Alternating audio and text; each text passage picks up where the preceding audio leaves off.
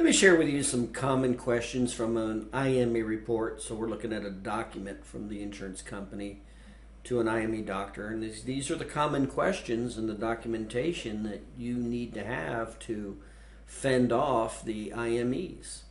So it says the purpose, asked to review this case file and render an objective opinion on medical necessity of chiropractic services associated with the motor vehicle accident. Okay, so number one, it says, is the provided treatment related to the injury or condition diagnosed and documented in the clinical records? Number two, based on the review of your submitted records, your clinical experience, and any applicable research, was the claimant's condition caused by the accident?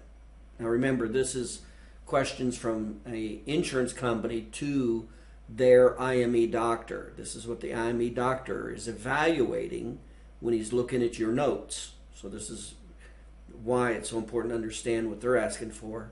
So you absolutely have all this documentation in your notes. Number three, are the type, intensity, frequency, and duration of the provided treatment or services or products consistent with accepted medical standards and appropriate for the severity of the documented injury or condition? If not, please provide the rationale for this opinion.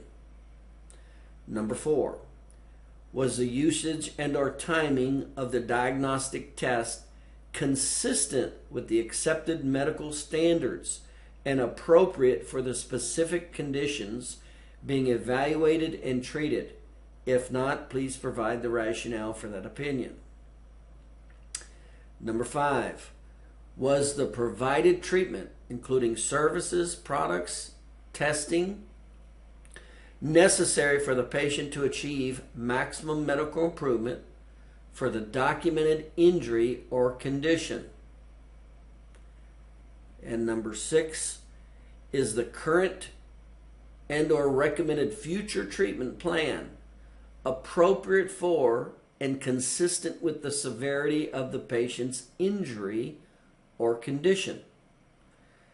Now, if you document the injury like we document it, in other words, you do what's called high sensitivity testing, you do your initial exam, you definitely want to do your re-exams to support the need for care, you do the quantification in all the categories, and it's all your therapeutics are based on the science of the 3 phases of healing, then you should have no problems with IMEs and establishing the need for care.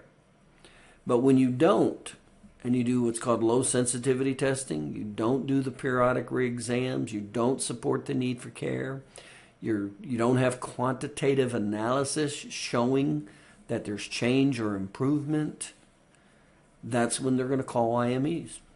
So if you're familiar with the questions the insurance companies ask, it just makes it that much easier. And of course, if you just document the way we teach it, which is to do high sensitivity, relevant testing, quantifying, doing the re-exams every 12 visits, or within a 3-month period if 12 visits have not occurred. So you got high sensitivity testing, you do the regular re-exams to support and establish the need for care.